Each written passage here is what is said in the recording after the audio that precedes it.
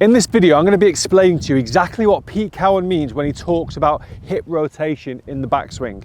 The importance of loading up the hips into the backswing makes it so much easier for you to position the golf club exactly where you want to. It also then allows you to create the correct pressure down into your lead side, which, as we all know, pressure moves the body weight into that lead side and then allows you to create that rotation through impact. All we need to get started are the belt loops of your trousers and an alignment stick. From here, you're going to be able to see the motion in which you're going to try to rotate your hips to load this trail side, because once you've loaded it up, we're able to then work it back down into the lead to rotate it straight through impact. Now, what a lot of golfers do incorrectly, in my opinion, is allow this hip turn to stay parallel to the ground. So in essence, what they're trying to do is just put the golf club into quite random positions, or positions that you feel like they need to be, but you're kind of not doing it through the correct forces within your golf swing. I feel like a lot of you know exactly where the golf club should be, but you try and put it there superficially as opposed to moving the body correctly, which therefore moves this instrument correctly. So to start with, what we're going to do, we can take a setup. We've got the alignment stick through the belt loops, and as this golf club moves away from the golf ball, I'm going to try and really feel that my right hip starts to work upwards and my left hip starts to work downwards. And what this is doing now, it's allowing me to maintain my posture into my backswing. And if I put this golf club across my shoulders as well and make this same move, I'm able to kind of create this 45-degree angle in my shoulders, which effectively keeps them to a 90-degree angle of my spine. As I'm making this move, you can see my lower body where my right hip is now higher than my left hip. So what I've been able to do here is really load up through this right side, create all this power and pressure through the right side to then push it down through my left side. Now, sometimes this can sound quite confusing, but if you think about staying in posture, allowing this left shoulder to work underneath the chin and allow this right hip to work upwards and allow this right knee just to straighten a little bit, you'll notice that this left hip drops down below the right hip. You'll be able to see the angles really clearly when you've got this alignment stick in. And this is just something that every golfer can and should do at home. So I would expect every one of you right now to stop what you're doing, stand up, go into posture and start to feel this rotation. Really feel you're loading up your trail side. So for right-handed golfers, you're loading up that right side. The right knee starting to straighten out a little bit, not lock, but straighten. This right hip is raising up, as is the right shoulder, and the left shoulder is going down below the chin. It's creating a really powerful rotation in the core of the body. But from here, you've got to feel now how much power you can get driving downwards into the lead side as you work up. So the golf swing is all about that spiraling motion upwards and the spiraling motion downwards. So from here, I'm going to rotate and spiral my body up. I'm going to spiral my body down into my lead side as I rotate up and spiral back up through the impact area. So once I take this alignment stick out, as always with practice, I've got this lined up down my target line.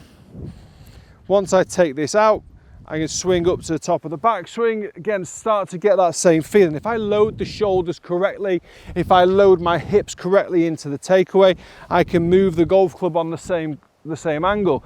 As you can see at the top of the backswing, I've got a reasonably good top of the backswing position with my left arm moving more across my chest and my right forearm relatively vertical. Two really nice checkpoints for you to have.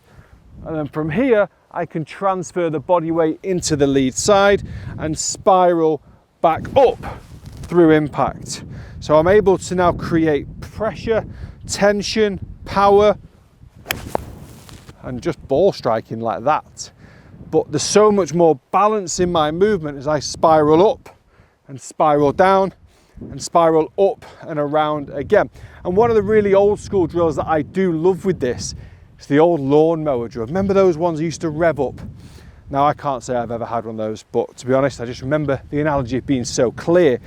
You're into posture, The lever is down the right side, and I want you to rev it up without moving your body, staying in posture. Rev it up. You'll notice the right hip extends up, the right shoulder pulls back, the left shoulder drops down below the chin. Now then, if you're going to go the other side as well, this is your downswing.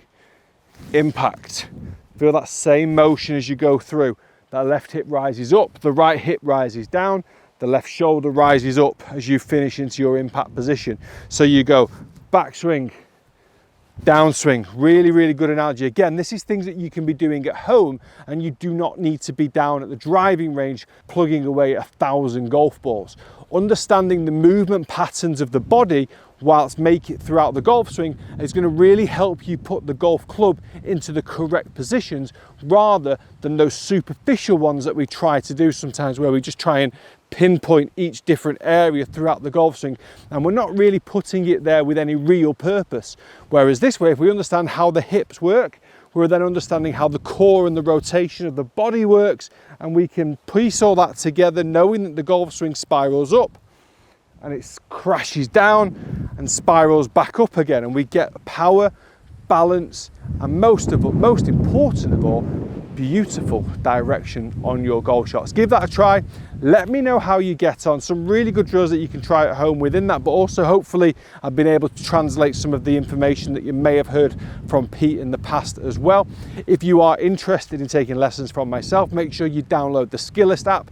The link is in the description below. Drop me a DM through YouTube. You can get 25% off. Just drop me a DM and I will send you that code.